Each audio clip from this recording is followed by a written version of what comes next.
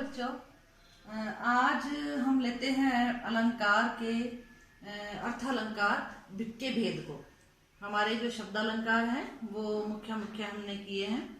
आज अर्थ अलंकार में सबसे पहले लेते हैं उपमा अलंकार। उपमा का जो सामान्य अर्थ है वो है तुलना या समानता।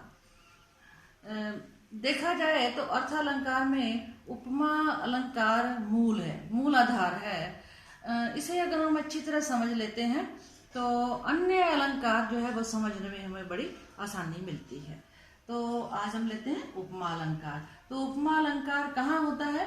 उपमा अलंकार वहाँ होता है जब किसी वस्तु की, व्यक्ति की तुलना किसी अन्य वस्तु के साथ जिससे उसकी गुण मिलता हो, उसकी क्रिया मिलती हो, तो उसके साथ अगर हम उसकी तुलना करते हैं तो वहां पे अलंकार कौन सा होता है? उपमा अलंकार होता है। उपमा अलंकार में 4 इसके अंग हैं।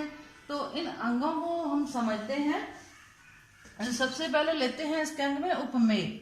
उपमेय का अर्थ होता है जो वर्णन का विषय हो। अगर हम ये कहते हैं कि मुख कमल के समान सुंदर है, तो यहाँ पे मुख की बात हो रही है, मुख ही इसमें वर्णन का विषय है, तो यहाँ पे मुख उपमेय हो जाएगा। उपमान दूसरा अंग है। उपमान का अर्थ है प्रसिद्ध वस्तु जिसके समान इनकी बताया जाए। उपमान क्या होता है? प्रसिद्ध वस्तु जिसके समान उपमेय को बताया जाता है। तीसरा है वाचक शब्द। वह शब्द जिसके द्वारा उपमेय और उपमान में समानता बताई जाए। यानी कि मुख कमल के समान है, तो यहाँ पे जो समान है ये जो है ये वाचक शब्द है। साधारण धर्म चौथा इसका अंग है। वह गुण और क्रिया जो उपमेय और उपमान में समानता बताए। सुंदर है जो शब्द है ये साधारण धर्म है। तो ये 4 अंग हैं उपमा में: उपमेय, उपमान, वाचक शब्द और साधारण धर्म। इन चारों को समझ लेने से हमें उपमा अलंकार जो है वो शीघ्रता से समझ में आ जाता है। अब देखिए, मुख कमल के समान सुंदर है। मुख जो है ये है उपमेय, कमल जो है ये है उपमान, समान है वाचक शब्द, सुंदर है साधारण धर्म। तो यहाँ ये सारे हमें देखें तो इसके जो भेद हैं वो है, देखिए, पूर्णोपमा, लुप्तोपमा, मालोपमा, ये सारे उसके भेद हैं। सबसे पहले हम लेते हैं पूर्णोपमा। पूर्णोपमा में क्या होता है?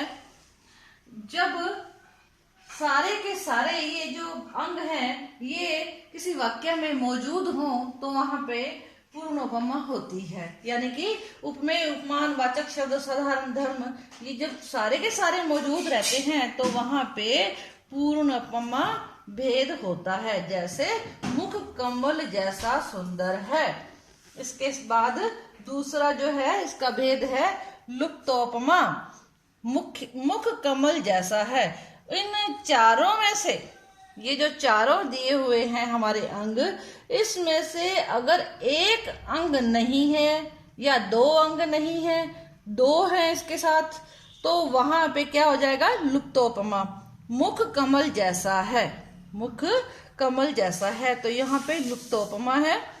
तीसरा है मालोपमा। इसमें क्या होता है कि एक नहीं, उपमान कई होते हैं, तो वहां पे मालोपमा होता है। जैसे मुख चंद्र और कमल के समान है, तो यहाँ पे एक चंद्रमा और एक कमल, यहाँ पे 2 उपमान आ गए हैं। 2 उपमान आने के कारण यहाँ पे मालोपमा उपमा आएगी। यहाँ पे इसका जो उपमा का भेद है चौथा, वो मालोपमा होगा। तो एक बार फिर से हम रिपीट करते हैं कि उपमा के 4 अंग हैं: उपमेय, उपमान, वाचक शब्द, साधारण धर्म, और उसके साथ साथ इसके भेद हैं पूर्णोपमा, लुप्तोपमा और मालोपमा। आज इतना ही। नमस्कार।